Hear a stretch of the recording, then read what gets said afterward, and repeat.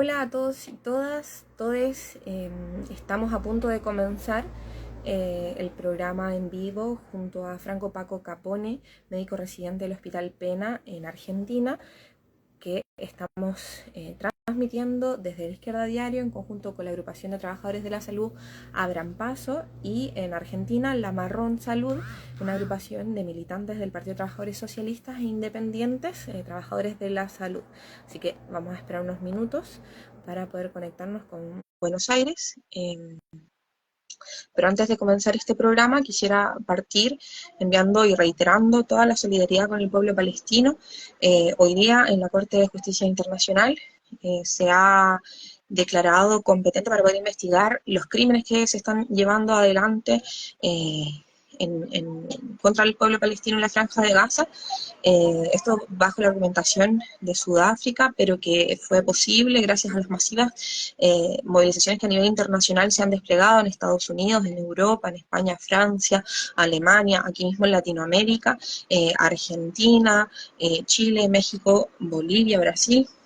Creo que esto es muy importante porque es un golpe en contra del sionismo, en contra de Israel y sienta un precedente para poder enfrentar el genocidio que está llevando adelante.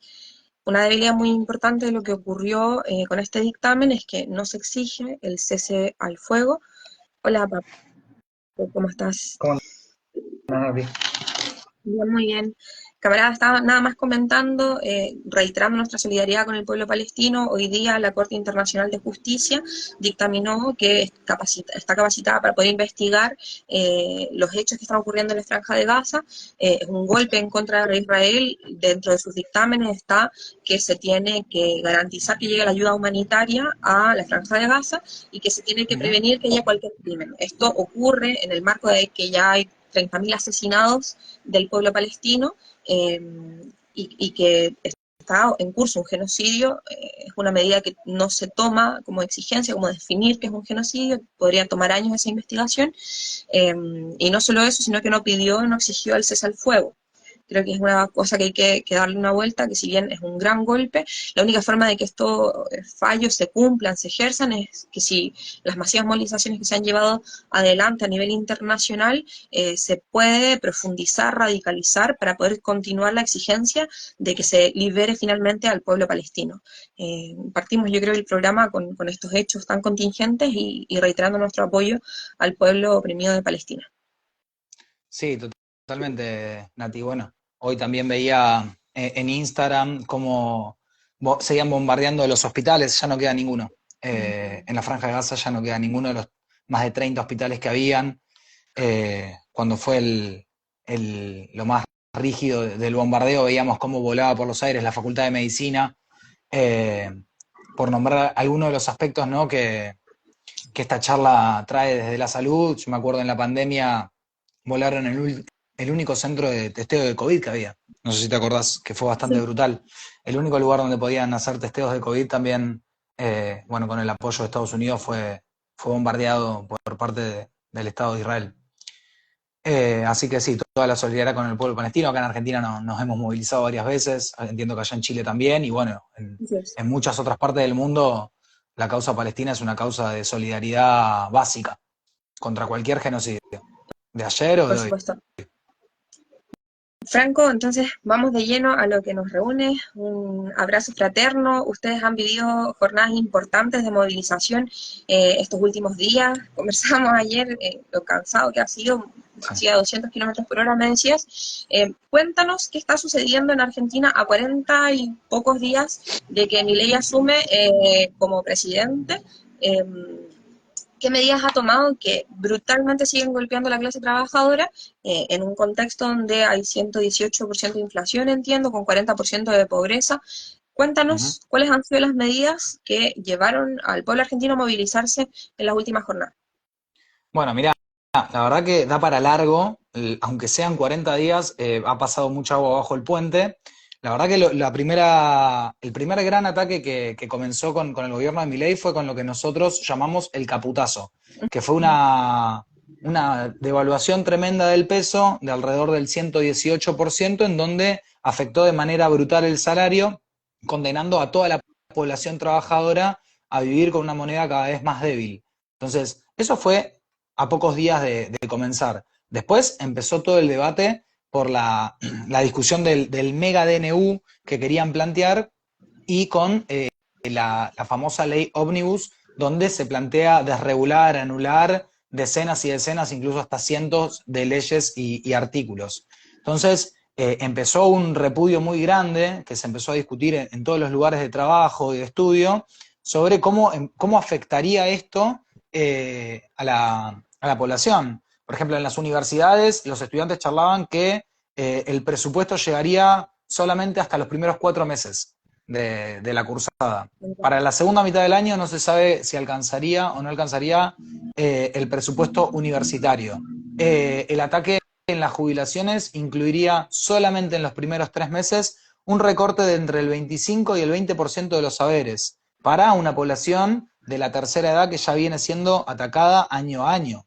Solamente para dar un dato, en los últimos 4 años las jubilaciones cayeron aproximadamente entre un 25 y un 30%, pero si contamos lo que fue el periodo de macrismo y luego el gobierno de Alberto, Cristina y Massa, se redujo en un 50% el poder adquisitivo de las jubilaciones, en donde la gran mayor parte son personas que se vienen a atender a los centros de salud, a los hospitales, y que lamentablemente nos dicen que no tienen forma de pagar los medicamentos. Esto es otra de las cosas que también se vio de manera bastante brutal.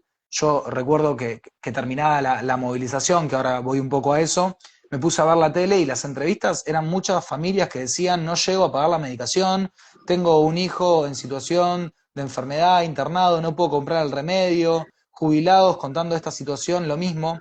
La verdad que los precios de los medicamentos acá se dispararon de una manera brutal, y también de la medicina privada, o sea, las obras sociales, las prepagas, en donde les dieron vía libre para aumentar lo que quieran. Entonces ya en enero decretaron que iban a aumentar un 40% y en febrero más o menos un 29%. Claramente aumenta todo, menos los Claro, salarios y las jubilaciones, ¿no? Aumenta, vos vas al supermercado y realmente no sabés qué hacer, te llega el alquiler y no sabés qué hacer, e incluso si se está por terminar tu alquiler, estás muy complicado porque también afecta la ley de alquileres. Entonces, exacto. Pues ahora tenés que negociar con el propietario como si fueses, dice mi ley, una relación de pares. El problema es que en los pares él tiene la casa y yo no, entonces yo la tengo que alquilar. Entonces es dispar esa relación y te puede poner el precio que quieras, y vos o accedes a pagarlo, o te tenés que ir a buscar un lugar donde vivir o no tener dónde. Y con la alimentación, con la medicación, es lo mismo, ¿no? Vos no podés elegir si te compras o no un medicamento. Si tomás la medicación para la hipertensión, para la diabetes, o haces tu quimioterapia para el cáncer, eso no lo puedes decidir. No sos Sí. libre de decirlo. Entonces, ahí es donde se aprovechan para darle un impulso inmenso a los grandes grupos económicos y más concentrados del poder. Entonces, lo que quiere impulsar Milei es un plan económico pinochetista por decreto, en donde ya su mejor amigo expert, que es el mismo que pide cárcel o bala para los diputados de izquierda, Nicolás del Caño y Miriam Bregman, nuestros compañeros de acá de Argentina, él es el que en 2019, en campaña electoral, decía que Chile era el oasis del neoliberalismo por Piñera. Después empezó toda la revuelta chilena, en donde nosotros tomábamos mucho el ejemplo de la juventud chilena que se cansó, que decía: no son 5 pesos, no son 30 pesos, son 30 años. Y esas consignas que a nosotros del otro lado de la cordillera nos movilizaban mucho. Incluso yo me acuerdo que seguía muy atentamente toda la parte del Comité de Emergencia y Resguardo de Antofagasta, cómo los trabajadores de la salud, con los trabajadores por el derecho, abogados, medioambientalistas, empezaron a organizarse para poder poner en pie un organismo que sea lo más poderoso posible, para que los sindicatos tengan que llamar a algún tipo de paro, de huelga, y que entre en acción el poder de la clase trabajadora, que sucedió en Chile el 12 de noviembre, y que acá en Argentina, por el revuelo, claro, también sucedió el pasado miércoles 24 de enero, en donde convocó la CGT y la CTA a una histórica movilización. No pasaba hace decenas de años que la CGT y la CTA llamen a un paro con movilización en nuestro país. Se concretó en gran parte porque había mucha bronca. Había mucha bronca porque atacaba de manera directa a la cultura, atacaba a la ciencia, con el CONICET, bueno, y un poco todo lo que te fui nombrando, y a la vez la gente se empezó a organizar en asambleas en los barrios. Entonces, hablamos del caputazo, hablamos del DNU, un poco de la ley ómnibus, pero todo esto es peor aún porque lo que quieren hacer es sacar un protocolo anti-piquetes, que incluso la primera vez que lo presentaron decían que la gente no se podía reunir más de 3 personas en la calle, tenían que pedir permiso. Claro, es una tomada de pelo.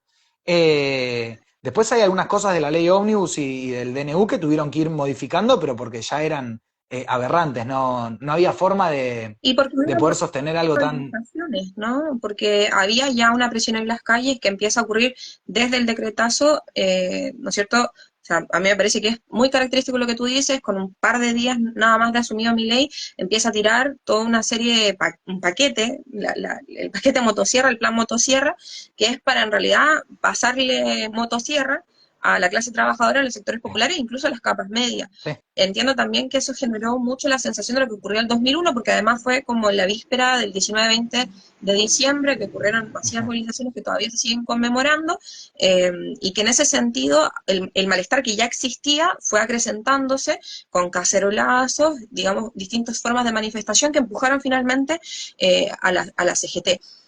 Paco, totalmente. cuéntanos un poco cómo llegamos hasta acá, ¿no es cierto? Había una situación crítica en la Argentina que ya la pobreza había ido creciendo, que hay un brutal endeudamiento con el Fondo Monetario Internacional en el cual una deuda en la que se va todo el PIB, toda la producción de la Argentina, que es muy rica, que tiene una industria alimentaria, bueno, recursos naturales como el petróleo, el gas, y en el norte también el litio, todos esos recursos se van para pagar una deuda ilegítima, ilegal, que está con los bancos como el Fondo Monetario Internacional. ¿Cómo se llega hasta acá ese nivel de pobreza? Asume alguien que viene a ponerlo más cuesta arriba, con mayor pobreza, donde incluso tú decías el salario de los jubilados bajó un 25% de su valor. Claro, ese es el plan de Milei, que baje un 25%. Lo que pasa es que si nosotros pensamos cómo llegamos hasta acá, hay que analizarlo también en números objetivos. En los últimos 4 años del gobierno de Alberto, Cristina y Massa, pero también en los últimos, si sumás a eso los últimos 4 años del macrismo, las jubilaciones cayeron un 50% su poder de compra. Claro. En los últimos 4 años, la deuda argentina pasó más o menos de 300.000 a 400.000 millones de dólares, aumentó.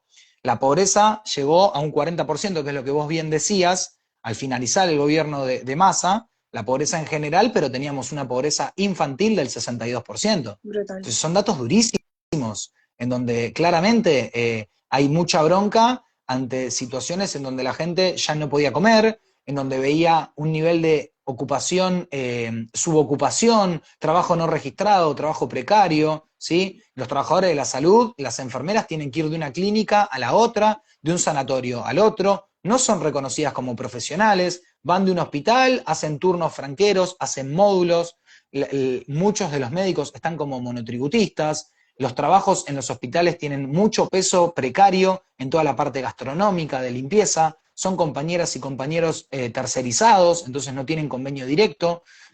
Si se quejan, si quieren hacer, ni te digo una asamblea para poder debatir, si quieren charlar sobre la situación, tienen un alto riesgo de ser despedidos, pero después la que sufre las peores consecuencias y que tuvo mucha bronca es la juventud.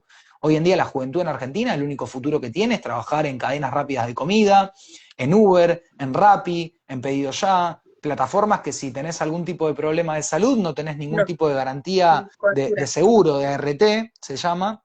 Acá, no sé si tiene otro nombre allá, es la aseguradora de riesgo de trabajo, y Las si tenés que estar mutualidades. 3 meses parado porque, ¿cómo se llama? Mutualidades, pero Es lo mismo. sí. Claro, los trabajos precarizados en ese sentido acá, que es el modelo, la uberización del trabajo, no tienen ningún tipo de garantía, obviamente no tienen jubilaciones, no tienen obra social, no tienen nada. Bueno, esa es una base en donde Milei hizo mucho pie en la juventud que no ve ningún tipo de futuro, en una juventud que ve que sus hermanitos son parte del 62% de pobreza infantil, en donde los ataques que fueron pasando año a año, tanto en el poder adquisitivo de los trabajadores o de las jubilaciones, no hubo respuesta de la clase obrera organizada, no hubo respuesta de los sindicatos, que más bien siempre fueron negociando a la baja, aquí son mutuales, dice Real, Sí. siempre fueron a la baja, entonces el cansancio, el hartazgo de traición y traición, y después hay una parte en donde nosotros, por ejemplo, en todo lo que fue la pandemia, tuvimos que hacer malabares, yo no sé, los elementos de protección personal nunca llegaban, vimos de manera brutal lo que fue el vacunatorio VIP, en donde se hacían listas para vacunar amigos de los poderes económicos, amigos de la gente acomodada del gobierno, donde la verdad que los hospitales estaban colapsados y el negocio con las vacunas. Argentina producía vacunas durante toda la última gestión y se Y no, vendían de manera privada, no se quedaban en el país, después se compraban. Entonces, hay muchas cosas que hay que analizar de por qué, pero la base es que se priorizó durante los últimos 4 años hacer lo que no se dijo en campaña. Entonces, llegan al gobierno diciendo que que entre los jubilados y los bancos se iban a quedar con los jubilados, y no pasó. Lo primero que hizo el gobierno de Alberto cuando asumió fue ajustar a los jubilados. Se hablaba mucho de los derechos humanos y días de asumir hubo un desapareció en democracia. En la provincia de Buenos Aires, en donde estuvo implicado Sergio Berni, que después llevó adelante una represión brutal a familias que no tenían techo, en una toma inmensa que fue muy conocida acá, que se conoció como la toma de Guernica, donde había 10.000 familias, que eran la mayoría mujeres, escapando de la violencia de género. Entonces, y se decidió hacer un country de golf en ese lugar. ¿Entendés? Entonces, si vos reprimís a la gente que no tiene techo, no brindás una atención sanitaria de calidad, los jóvenes tienen una vida en donde solo les espera la precarización, y los jubilados durante todos los últimos 4 años, incluso los anteriores, tuvieron un salario de indigencia, muy difícil que la gente quiera seguir eligiendo lo mismo. y eso lo Entonces, usó Milei. ahí, ¿cómo? Eso lo usó, manipuló con eso Milei, porque dijo, Totalmente, bueno, yo voy a ajustar, pero contra la casta, voy a hacer que la casta claro, pague esta crisis. claro, totalmente. Milei fue una gran estafa electoral a pocos días de asumido el gobierno, donde ya lo vimos todos. La ley ómnibus que es acá, cada artículo de la ley tiene nombre y apellido de quién va a ser beneficiario. El grupo Techint, de Paolo Roca, el grupo de las góndolas de Coto, que acaba de hacer una torre multimillonaria, la Anónima, de Brown, qué sé yo. Todos los grupos que hacen el extractivismo, Pampa Energía, Pan American Energy, los grandes grupos económicos quieren empezar a ver cómo reventar las empresas estatales, en donde Milei lo que dijo es que iba a ajustar a la casta, y lo que se ve es que quiere ajustar a todos los trabajadores del Estado, a trabajadores de la cultura, a trabajadores de la ciencia. Che, una charla de salud es muy importante decir claramente que si no hay inversión en ciencia, no hay inversión en salud. Y bueno, lo que propone Milei es privatizar, cerrar el CONICET, desguazarlo. Y lo mismo con la cultura. No se puede pensar una salud de calidad si la gente no tiene acceso al cine, al teatro, a la diversión, a la recreación. No existe eso. Y bueno, y es un ataque directo el que se está llevando adelante a la cultura, y ni hablar todo el ataque medioambiental, donde se propone sacarle todo el fondo a la ley de fuegos, por ejemplo, en donde hubo muchísimos incendios en nuestro país, y nunca había salido la ley de humedales. Bueno, ahora todo eso es 1000 veces mayor, porque mi ley lo que busca es darle inmensos beneficios a los grandes grupos económicos, muy lejos de lo que decía que iba a ajustar a la casta de los diputados y senadores, todos siguen cobrando salarios de privilegio, excepto nuestros compañeros de la izquierda, que se rehúsan a eso y que cobran igual que una docente o una enfermera. El resto se dona a las luchas. Nosotros ese proyecto lo presentamos todos los años del Frente de Izquierda, junto a Miriam Bregman, Nicolás del Caño, Alejandro Vilca, el Chipi Castillo, compañeros nuestros de acá del PTS, de la Izquierda Diario de Argentina, en donde todos los bloques votan en contra, totalmente. Entonces, no ataca a la casta política, a la casta judicial mucho menos. a la casta empresarial, todo lo que hablamos, Nati. Son negocios cotidianos. Sin hablar de la Entonces sí, se casta aprovechó y... imperialista, o sea, Milei le rinde pleitesía, le rinde tributo todo el tiempo a Elon Musk, por ejemplo, uno de los Claro. más grandes multimillonarios, de los 5 multimillonarios que duplicó su patrimonio en el último año. A los verdaderos planeros del Estado, a los que sacan plata del Estado para hacer sus negocios y que no saben lo que es realmente levantarse a trabajar. Pero bueno, Milei se basa mucho también en el plan de lo que fue el menemismo. Tiene a Menem como su máximo ídolo en cuanto a presidente, a Cavallo como su máximo ídolo en lo que es hacia la economía, ¿no? Habla esto del liberalismo todo el tiempo, y bueno, acá el ejemplo que tenemos en Argentina es de los 90. En los 90 hubo un desguace a toda la parte pública brutal, brutal. No sé si se conoce un poco lo que fue los 90 y los menemismos en Chile, pero para dar un ejemplo, en el 89 había 347.000 trabajadores del Estado y para el 93 quedaban solamente 66.000. Ahí tenés el ejemplo más concreto. Y hubo muchas fábricas que se quisieron privatizar, muchas se privatizaron, algunas pudieron resistir con la lucha de los trabajadores, como el astillero Río Santiago. Hubo ejemplos de resistencia obrera superior incluso, que no solo resistieron el ataque, sino que tomaron la fábrica y la pusieron a producir incorporando nuevas camadas de trabajadores, como el ejemplo de Sanón en Neuquén, de Bruckmann. Bueno, hay varios ejemplos también acá de resistencia, pero hoy vuelven a lo mismo. Quieren atacar aerolíneas argentinas, ARSAT, YPF, los puertos, el Banco Nación. Bueno, ese es el camino al que quiere llevar Milei, y que claramente todo esto que estamos hablando está totalmente relacionado a la salud. Por supuesto. Paco, quisiera hacer una relación, tal vez está muy alejado en algunas cosas, pero en otras no. Acá el malmonorismo tiene nombre, se llama Boric, el Frente Amplio, y capitalizó todo el malestar de la revuelta, que estaba en descontento y denunciando que ya no se soportaba vivir bajo estos 30 años, no solamente lo que instaló la dictadura, o sea, toda la privatización de las empresas públicas para llenarle el bolsillo a las familias que gobiernan Chile, Mata, Angelina y Luxich, por nombrar algunas, y los grupos económicos, ¿no? Y cómo eso estuvo bajo el alero del gran imperialismo y acabó con buena parte de la clase trabajadora, o sea, por medio de una dictadura asesinó a una camada muy importante de la clase trabajadora latinoamericana. Bueno, Milei lo quiere poner por decreto, pero lo que nosotros vivimos acá de forma constante y sonante, que esa privatización solo empeora las condiciones de vida de las grandes mayorías, ¿no? Eso son la revuelta en un sentido. Pero después para pensar entonces, lo que tú mencionabas por dos cosas. Una, los que llegan prometiendo como amigos del pueblo, como fue Fernández en Argentina, KFC, no sé, Cristina, Cristina, Alberto y Massa, que tuvo un rol protagónico como un superministro en el último tiempo del gobierno. por Decidía supuesto. prácticamente todo, Sergio Massa. Acá, bueno, el Frente Amplio llegó con esa voz de que eran los feministas, los ecologistas, al servicio de la salud, la educación, y lo único que han hecho es ataque. O sea, en el sector de salud, por ejemplo, han despedido a trabajadores honorarios, que son los que estuvimos sosteniendo la pandemia, y debilitando aún más, cuando por otro lado son los que quieren sacar leyes para poder darle un perdonazo a las aseguradoras privadas, que son las ISAPRE, como lo hicieron en diciembre de este año. Para poder hacer el reajuste salarial de todo el sector público, metieron entre medio entre los artículos, démosle un perdonazo a las ISAPRES y bueno, permitamos que se suban los aranceles de salud, de las prestaciones de salud, o sea, qué sé yo, si vas a hacer una radiografía, una ecografía, bueno, permitámosle que cobren más las ISAPRES.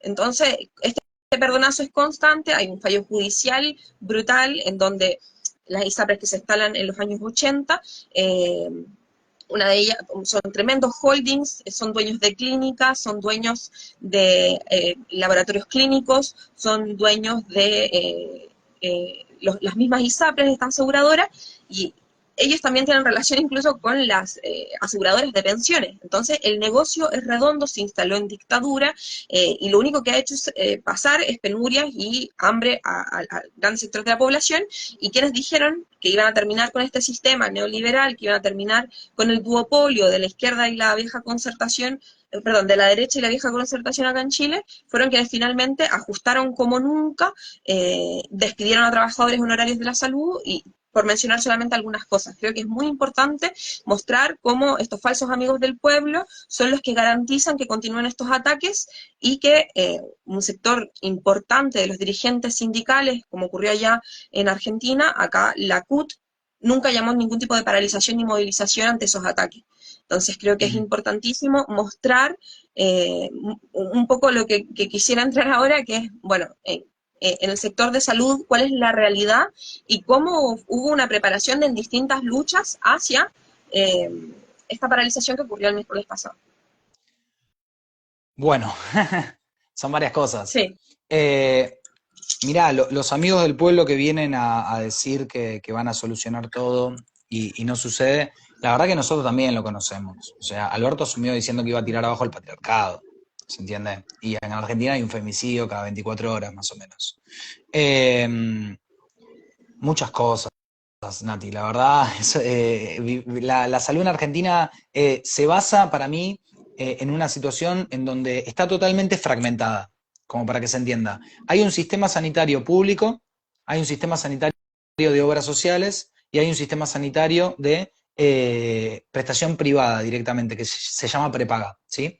Entonces, un trabajador puede tranquilamente tener su atención pública por sus aportes, su obra social por su trabajo, pero además contratar una prepaga. Entonces, fíjate lo irracional que es la planificación del sistema social dentro de los marcos del capitalismo, en donde está todo totalmente desperdigado. Desde ya, claramente, la atención más rápida, accesible, y todo es quien tiene plata. Entonces, en contenido hay una salud para ricos y una salud para pobres. Acá no viven todos igual. Vos no vas a poder ver de la misma manera cómo se atiende a alguien en el sanatorio, Los Arcos, La Trinidad, El Finoquieto, a cómo vive la población del impenetrable Chaco o de Tartagal, de más Jujuy, pobre. en los centros de salud sin ningún tipo de recurso. ¿Se escucha bien? Sí, Bien, eso por un lado. Después, el sistema sanitario de Argentina tiene un punto a favor muy fuerte que es la parte pública, que si hoy se sostiene la atención pública es en gran parte gracias a la atención y al esfuerzo y a la garra que le ponen las y los trabajadores de la salud. O sea, yo realmente te digo, nunca vi tanta solidaridad de clase como lo veo en el hospital, en donde compañeras y compañeros aunque se tengan que ir de la guardia, se quedan un rato más para poder resolver el paciente, para poder ayudar a la familia, para poder ayudar al compañero a que terminemos lo que hay que terminar, aunque capaz no te pagan eso, claro. pero porque los trabajadores de la salud realmente tenemos una convicción profunda que es garantizar que la otra persona viva un poquito mejor, tenga un poco mejor de calidad de vida, y la verdad es que eso es realmente muy noble y es totalmente opuesto a lo que llevan adelante las políticas, tanto de los gobiernos que se dicen populistas, amigos del pueblo, lo que sería Boric, el Frente Amplio, el PC, o acá en nuestro país el peronismo, como incluso llevado al límite lo que fue el macrismo, con represiones incluso dentro de los hospitales, o lo que ahora propone Milei, que directamente es un cambio en la estructura del sistema de salud, en donde vayamos a un sistema de voucherización, de voucher, en donde cada persona tenga un tipo de tarjeta, no es algo nuevo, es un sistema que acá le llamamos la CUS, la Cobertura Universal de Salud, que ya lo había planteado en el gobierno de Cristina, estamos hablando más o menos en el 2006, el gobernador Mansur, que fue ministro de Salud y es uno de los referentes de los militantes en contra de los derechos de las mujeres, ¿sí? Antiderecho le llamamos acá, dinosaurio también. Él propone esta modelo de salud en donde la gente tenga un voucher, una cobertura, y en base a eso puede elegir dónde atenderse. Mi ley quiere desarrollar eso hasta el final, ¿sí? En donde los hospitales, sanatorios y clínicas compitan entre sí. ¿De qué manera va a competir un centro de salud ubicado en un barrio popular, por ejemplo, donde yo trabajo? Yo trabajo en la Villa 2124 y Zabaleta, que es en Capital Federal, es una de las villas más grandes de todo el país, de hecho, se calcula que hay 100.000 habitantes. ¿Cómo va a competir un centro de salud con los recursos que tiene con los mejores sanatorios que quedan en Puerto Madero, donde hay torres de lujo, en Palermo o en Recoleta? No hay ninguna manera. Entonces, y lo que busca es la competencia entre los propios trabajadores, no la solidaridad de clase. Estamos en veredas totalmente opuestas, ¿bien? Entonces, se pueden pensar un montón de cosas en cuanto a tu respuesta. Yo creo que hay que pararnos en las partes fuertes que tenemos en Argentina, que son un ejemplo y una conquista, alrededor de la ciencia, alrededor de la educación pública, de la Universidad de Buenos Aires, y que todos los estudiantes de la salud, que todos los investigadores, subinvestigadores, que todos los trabajadores de la salud, sean médicos, trabajadores sociales, psicólogos, enfermería, residentes, concurrentes, todo el colectivo, estemos unidos a estas asambleas populares, a esta población que se está organizando en cada barrio para enfrentar este ajuste, en donde hoy es más necesario que nunca que todos los trabajadores, que todos los sindicatos, que todas las centrales sindicales llamen a paro, porque nosotros tenemos un próximo desafío muy importante, que es el martes que viene se va a intentar votar, o por lo menos eso es lo que dicen, la ley ómnibus, porque tienen mayoría dentro de una de las cámaras.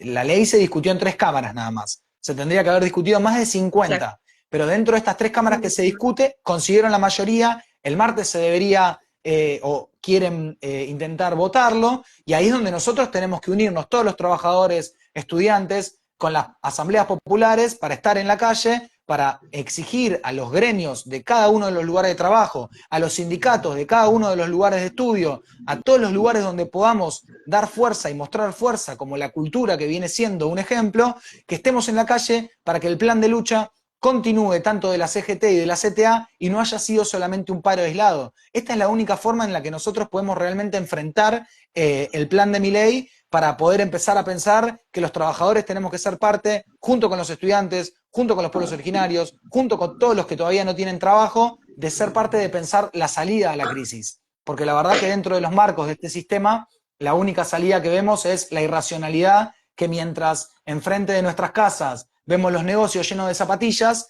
vamos a los barrios populares y los nenes andan descalzos. Que mientras se tira la comida, los chicos están en fila para ir a un comedor comunitario en la 2124, que es la villa en donde trabajo, insisto, porque no tienen que comer ni ellos, ni los padres, ni los abuelos. Entonces vamos a una situación brutal. ¿Cómo?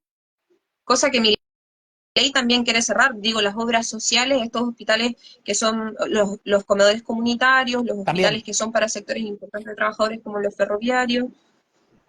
Sí, sí, es un ataque directo a la organización de las obras sociales, para que todo vaya directamente en manos de lo privado, de las prepagas, de los grandes grupos económicos, que incluso viven del Estado.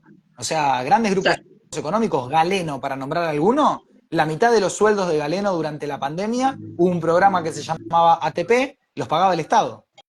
El Estado le pagaba a una de las multiempresas de la salud más ricas de todas la plata, que no necesita ningún tipo de ayuda del Estado, Nati. O sea, es gente multimillonaria. Terminó la pandemia y siguieron viviendo del Estado. Ahí están los que realmente viven de los planes del Estado. No la gente que no tiene para comer, que no tiene casa. La emergencia habitacional en Argentina es inmensa, pero a la vez es inmensa la cantidad de casas vacías que hay. Entonces, en esta irracionalidad de este sistema, solamente los trabajadores, unidos con los estudiantes, podemos pensar no solamente qué sistema de salud deberíamos poner en pie como un sistema de salud unificado, todo unido, en donde se piense y se valorice la atención alrededor de la prevención, la promoción, la educación, el trabajo interdisciplinario, la salud mental, que es algo que hoy en día escasea. Es prácticamente imposible poder gozar de salud mental o derivar un paciente a un lugar. No hay lugar en ningún lado en el país que resuelva problemáticas de salud mental, es para la gente que lo puede pagar. Entonces, pensar un sistema de salud así solamente lo pueden hacer los trabajadores.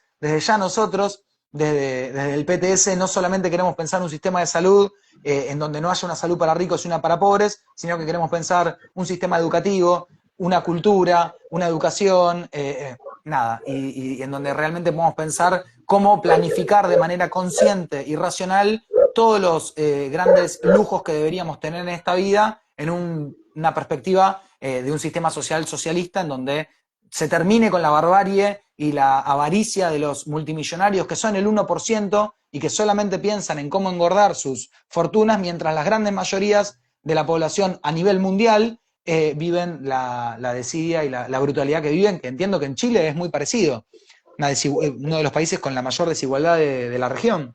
Sí, así es. no solamente en términos, como tú dices, de salud, en la crisis habitacional acá, 36.000 viviendas que faltan, familias que viven hacinadas, acá en Antofagasta tenemos el cuarto campamento más grande de todo Chile, una pobreza que crece por lo demás. Yo creo que es importantísimo mostrar cómo los planes de Milei, que no son solamente esta cuestión económica, sino que son para poder desbaratar todo un sistema que mínimamente busca responder a las necesidades como el hambre, es una cuestión brutal y que busca, como decías hace un rato, imitar lo que se hizo acá en Chile con una ultra neoliberalización, o sea, haciendo de todo un negocio, privatizar 41 empresas donde hay 90.000 trabajadores, es una brutalidad y que es inaceptable. Yo creo que lo que mencionabas hace un rato de lo que fue la movilización, lo que fue la preparación, es importantísimo. Antes de que cerremos, sí me Sí, gustaría leer algunos comentarios que nos han dejado vale. durante el en vivo. Eh, Acá una que está muy buena, Daniel Cabezas 2021. ¿Y qué pasa con lo legal? Mi ley pasó por encima del poder legislativo. Tengo entendido de que la ley Ómnibus, si bien buscaba consagrarlo como un monarca, o sea, concentrar mucho poder y que él tuviera poder de decisión sobre todo lo que él quería decretar como emergencia habitacional, medioambiental, sanitaria, educativa, una serie de medidas que antes solo podía ver el Parlamento, quería verlo él como presidente, como poder ejecutivo, pero finalmente consiguió los votos y tú nos comentas que probablemente el martes se va a discutir ya en pleno. O Claro, sea, los votos que no tenía con lo que la él Libertad pide, Avanza. eh, ahí entra en escena el bloque dialoguista, que yo la escuchaba a Miriam Breckman hablar y decía, ensucian la palabra diálogo, tiene razón, porque el diálogo de este bloque, que es la gente de Macri, la gente del radicalismo, o sea, el PRO, los radicales e incluso gente de Unión por la Patria, que eran del candidato Massa, hay rupturas ya dentro de ese espacio, quieren poder avalar la ley ómnibus, que hay millones en la calle, en todas las provincias en Argentina, repudiándolo, pero inmensas movilizaciones, Neuquén, Córdoba, Rosario, Corrientes, La Plata, en todo el Gran Buenos Aires, no sé, es realmente impresionante, pero estos bloques dialoguistas, entre comillas, son los que quieren darle el apoyo para que lo pueda intentar pasar vía legal. Pero bueno, como sabemos, en la parte legal también encuentra un límite, que es que el ejemplo más claro para mí es el aborto. Decían que no se podía, que era ilegal, bueno, las calles mostraron que las cosas se consiguen con lucha, con organización, y que si ellos quieren poner un papelito mojado que diga que puede tener superpoderes, que puede ser un monarca, que puede vivirse una especie de dictadura civil, o lo que quiera tener, la clase obrera argentina tiene la capacidad de dar respuesta, tuvo la capacidad de tirar a la dictadura genocida más brutal de nuestra historia, tuvo la capacidad de enfrentar a otras dictaduras, de enfrentar las privatizaciones, de enfrentar los saqueos, y tuvo la capacidad de dar respuesta de manera unida, organizada, con las coordinadoras, con las asambleas populares, incluso de tirar 5 presidentes en una sola semana. Así que si él quiere pensar que puede gobernar por decreto, que puede tener superpoderes, realmente en lo que lo va a poner a prueba es la relación de fuerzas. Fernando Ross, un periodista de la Izquierda Diario, decía en la radio que Milei va a hacer todo lo de derecha que le permita la relación de fuerzas. Me parece que esto es lo que se empieza a mostrar, en donde incluso en el DNU hay algunas cosas, en el DNU no, perdón, en la ley Omnibus hay algunas cosas que las fueron retirando. Lo de que no haya 3 personas en la calle, eso lo tuvieron que sacar porque era absurdo. Un ataque inmenso había en la salud mental, una vuelta a la manicomialización, una vuelta a que las empresas privadas de salud puedan hacer negocios internando gente de manera carísima, no sé, 150.000 pesos, para que te des una idea, un día de internación, que pueda un juez internar a una persona por el simple hecho de que es juez por cuestiones de salud mental, y no así como es un equipo interdisciplinario. Hay muchos límites en la ley que hoy tenemos de salud mental, pero por lo menos lo que nosotros planteamos es desarrollar al máximo que se cumpla todo lo que es necesario, que el presupuesto se acorde a lo que necesita la ley, y por eso es importante la lucha y la organización en conjunto, ¿no? Trabajadores, estudiantes, los pueblos originarios, la cultura, todas las juventudes que salen a pelear para que podamos poner un límite a este intento de dictadura civil que quiere llevar adelante Milei, a este intento más bien ultraderechoso, que quiere avasallar todo tipo de derechos y de conquistas, quieren transformar la relación de fuerzas desde los sectores concentrados del poder económico para la clase trabajadora, que en cierto punto hay en los últimos años una transferencia brutal de ingresos de la clase trabajadora a los sectores más concentrados del poder, y la verdad que nosotros somos el polo opuesto, que queremos esa resistencia para que eso no suceda. Buenísimo, Paco. Una última Sí. comentario que nos dejan a propósito de algo que estábamos conversando hace un rato, o sea, la falta de convocatoria por parte de los dirigentes, burócratas, de las grandes centrales sindicales que hace años que no convocaban a paralización en Argentina y acá en Chile estuvieron en silencio durante mucho, mucho tiempo, en complicidad con el gobierno de Boric. Plantea, ahora la CUT en su último congreso, Real Roots 25, ha llamado un paro para abril. Es así, el 11 de abril se está convocando una paralización. La CUT, para hacerse una idea, es la central sindical que organiza la mayor cantidad de sindicatos, que en Chile están todos atomizados desde la dictadura, o sea, dividir a la clase trabajadora lo más posible en su organización más, digamos, básica, que son los sindicatos, y, digamos, un paro de aquí a 2 meses. Pero aún Pero así, pará, no lo sabía, pero te pregunto, ¿ese paro es en solidaridad por la situación de Argentina? no, entiendo Ah, que es, digamos, la situación que se vive en Chile. Hicieron bueno, sí o sea que declaración de solidaridad con el por parte de la CUT, solidaridad internacional, nada. cero. Quedan ustedes juntar mucha fuerza para que entiendo que lo hicieron, que el 24 fueron parte de uno de los tantos países que salió a movilizarse y a protestar en solidaridad con el pueblo argentino, que estamos viviendo este desastre, que lo que pasa en Argentina va a repercutir en otros lados del mundo. Los grandes grupos económicos, los grandes presidentes de los sectores más reaccionarios ven con muchos ojos lo que pasa en Argentina. Este proyecto ultra reaccionario de Milei, si avanza o no avanza. Entonces, también es importante a nivel internacional qué pasa acá, y por eso la respuesta y la solidaridad en Francia, en Berlín, en España, en En Chile, bueno, en Brasil. Estados Unidos y en, no sé, seguimos, son un montón de países, había notas donde decían todos los puntos, incluso donde concentraban, y me parece muy importante que en estos países también, y por eso la solidaridad nosotros la tomamos con mucha emoción, porque nosotros también fuimos parte de apoyar con movilizaciones y hablando con cada compañero de trabajo sobre lo que pasaba en Chile en la revuelta, sobre lo que pasaba en Bolivia con el golpe de Estado, sobre lo que pasaba en Ecuador cuando enfrentaban al FMI, sobre lo que pasaba en Estados Unidos con el Black Lives Matter y en Francia con los chalecos amarillos. Esa solidaridad internacional es lo único que nos puede unir a toda la clase trabajadora para enfrentar a todos los gobiernos de derecha y a los que se dicen amigos del pueblo, que lo único que hacen es sacarle el pan de la boca a los chicos, a los jubilados, mientras se llenan los negocios, las empresas de salud, las empresas que quieren fugar todo el litio de Estados Unidos, el petróleo, el gas, y que solamente piensan, como salió hoy en la izquierda diario, como Coto, en hacer torres de lujo, mientras en sus góndolas cada vez es menos la gente que puede estirar la mano y agarrar algo.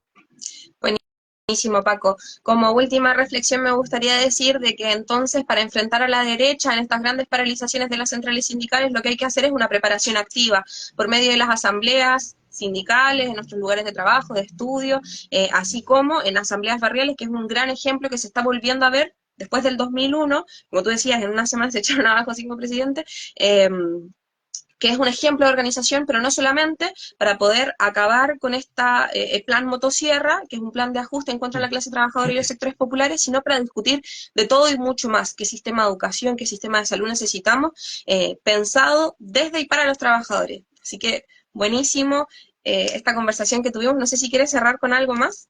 Sí, siempre quiero decir algo más. Pero Milei habla mucho en contra del socialismo. Mucho en contra. Fue a Davos y habló en contra del socialismo, en contra del comunismo. Primero, Milei no leyó nunca un libro sobre qué es el socialismo. Y segundo, la derecha se prepara y se organiza todos los días. Ellos no pierden el tiempo. Tienen muy en claro su carácter de clase empresaria. Están muy conscientes de eso. saben muy bien qué intereses representan. Nosotros, las y los trabajadores, estudiantes, los desocupados, los pueblos originarios, todos los sectores, no tenemos tiempo que perder. Es más necesario que nunca que empecemos a organizarnos, a debatir y a discutir qué sistema de salud, qué sistema educativo, pero qué sistema social es el que tenemos que poner en pie, si sigue siendo un sistema social así de irracional como el capitalismo o si nos merecemos un sistema social en donde la gente no pase más hambre, tenga casa, tenga derechos para poder circular, para poder disfrutar del pan, de las rosas y de todos los placeres de la vida, y para eso también es importante que construyamos una herramienta que es la herramienta de la herramienta de los trabajadores, que es nuestro partido, nuestra organización, nuestras agrupaciones en los lugares de trabajo y en los lugares de estudio para todas las compañeras y compañeras que quieren acercarse a conocer nuestras ideas, que todavía no se animan a militar o no saben de qué se trata. Están todas estas agrupaciones, Abran Paso, la agrupación Marrón, Enclave Roja, y todos los nombres que van cambiando según el sector en el que estemos, pero que se acerquen a estas agrupaciones que son de compañeras y compañeros militantes, pero también de independientes que quieren conocer, y cada vez son más los que van a querer conocer las ideas del socialismo, como decía Chipi Castillo, gracias a Milei, porque la verdad que a la barbarie capitalista que nos llevan, la única salida racional a esta brutalidad es una salida en donde planifiquemos consciente y racionalmente todo, no solamente la salud y la educación, sino todos los placeres de la vida. Así que bueno, eso nada más. Muchas gracias por la invitación. Un saludo fraternal a todos los compañeros y compañeras de la Izquierda Diario de Chile, desde Argentina, a todos los compañeros y colegas de salud, y esperemos que podamos volver a hacer pronto algún otro encuentro. Buenísimo, Paco. Un fuerte abrazo fraterno internacionalista y porque la clase obrera es una sin fronteras, así que mucha fuerza, mucho aguante y nos vemos en un próximo programa. Ojalá podamos seguir Bueno, conversando así. muchas gracias a todas las personas en Chile que movilizaron por la causa de Argentina, y la verdad que se agradece de corazón y es muy importante en este momento la solidaridad. Muchas gracias. Nos vemos, Mucho aguante. Nati. Nos vemos. Saludos. Chao, chao. Ya, y